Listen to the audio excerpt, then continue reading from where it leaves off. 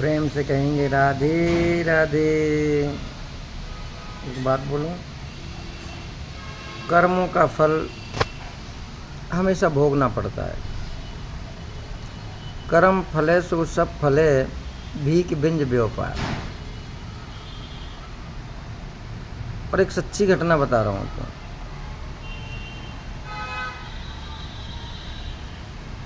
एक नव दंपत्ति 20 वर्ष के पश्चात उसको एक सुंदर पुत्र का जन्म हुआ और वह युवती बड़ी प्रसन्न थी। और कुछ दिन पश्चात 2-4 दिन बाद ही उस बच्ची की मृत्यु हो गई। वह युवती रोने लगी, विलाप करने लगी, गुरुजी की शरण में गई, गुरुदेव कैसे भी मेरे बच्चे को जीवित कर दो। एक बार मैं अपने बच्चे के मुख से माँ शब्द सुनना चाहती हूँ। गुरुदेव ने बहुत समझाया, ये सब रिश्ते झूठे हैं, सब यहाँ कुछ ना कुछ अपना हिसाब बराबर करने के लिए आते हैं। लेकिन कहते हैं जो तन बीते वो तन जाने, कौन जाने पीर पराई। एक माँ की आंखों के सामने 2-4 दिन बाद ही उसका शिशु उसको छोड़ करके चला गया, और वो भी 20 वर्ष के लंबे इंतजार के बाद संतान का जन्म हुआ। तो उस माँ पर क्या बीत रही होगी।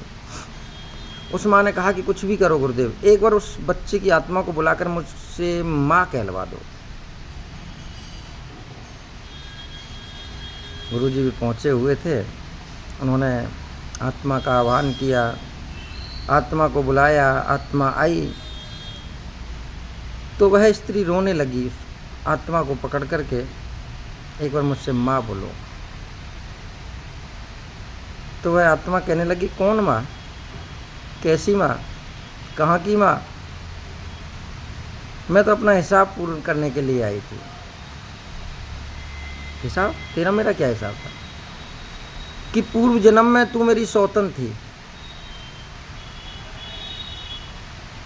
तूने मेरे पति को मुझसे छीन लिया।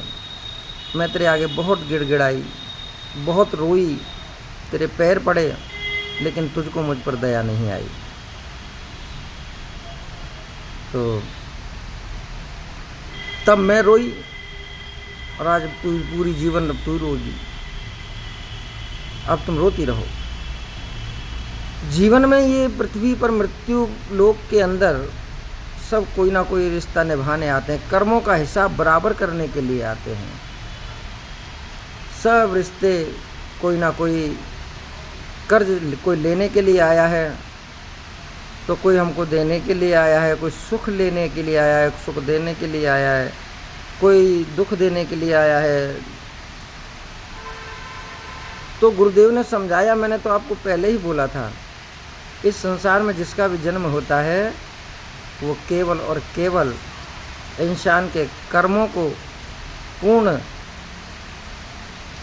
फल भोगने के लिए प्राप्त होता है।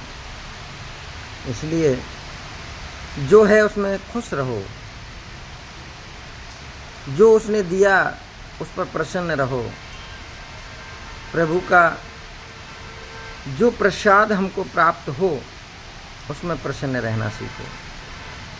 प्रेम से कहेंगे राधे राधे।